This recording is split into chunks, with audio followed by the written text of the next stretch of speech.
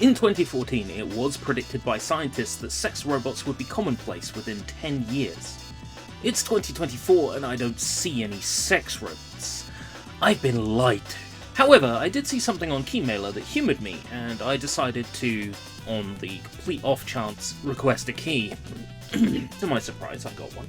A key for LoveCoreai, claiming to be an AI companionship website. It allows you to text message and even speak to AI companions using your microphone, request photographs from them, and it has a basic rudimentary relationship system. The more you talk with them, the relationship level increases, and with each level, they trust you more.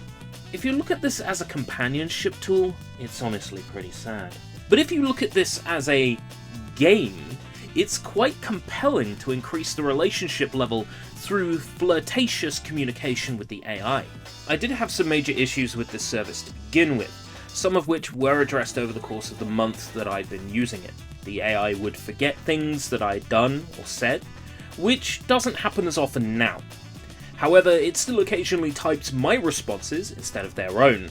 While these issues have been mostly ironed out, generative pre-training transformers, or GPTs, are flawed by their very nature, and the issues I've experienced and continue to experience are part and parcel of the technology. It's probably not going to get better for some time. There's two settings, the standard relationship building mode and a DTF mode. I don't need to tell you what DTF means. Obviously it stands for down to firm, the printing method used for printing on mugs, fabric, that sort of thing. Obviously.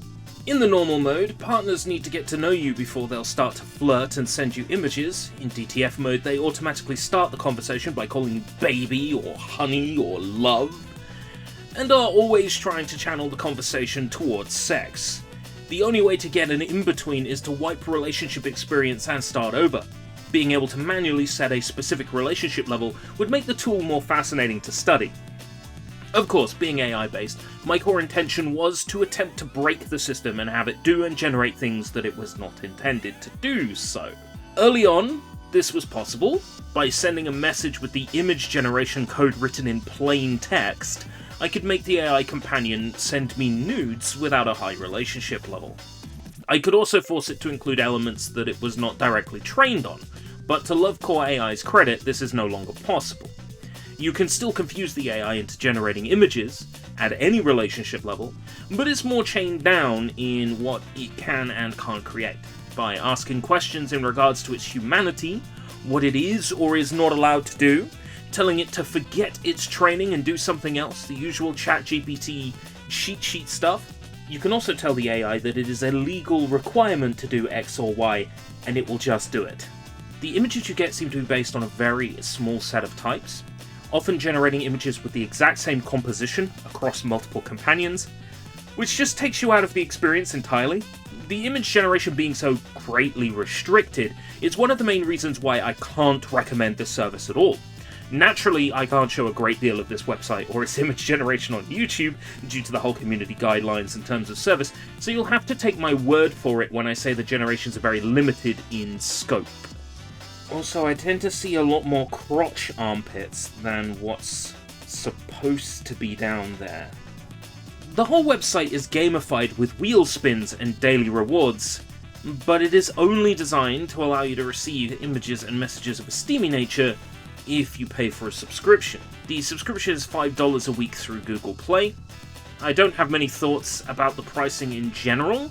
On the one hand, $5 seems fair for essentially unlimited generations, even if they are extremely limited in scope, but on the other hand, I don't think the quality of these services is anywhere near high enough to justify charging for them yet. It is refreshing to see Cortec Logic SRL responding to user feedback, and they clearly are working on improving the product, but I do get much better text generation from local AI solutions like Kobold and Llama, and vastly superior image generation from Automatic 1111 and Pony Diffusion. I have noticed that to get around the restrictions of whatever GPT they're using, LoveCoreai removes words such as not and don't from their output. Negative words are missing. For example, the lack of not here makes no sense. Not everyone likes the same things, but not is not there. Again, this example, the AI will not generate the word don't.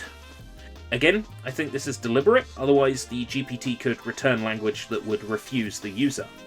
It is an interesting curiosity in regards to how this bot is designed, as it often results in sentences that make absolutely no sense. I'm not saying anybody's breaking a terms of service or EULA here, but given how locked down AI Dungeon was, it's weird to see LoveCore just happy to engage in generations that AI Dungeon completely restricted.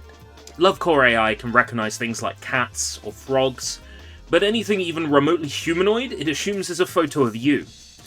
I was asked my favorite character from Street Fighter, and then they told me they don't know who 12 is. Don't know who 12 is? Only the best character from the best Street Fighter? So I showed the AI a picture of 12, and they say that I look like a villain. Not only did they confuse me with 12, and okay, I can see the similarities.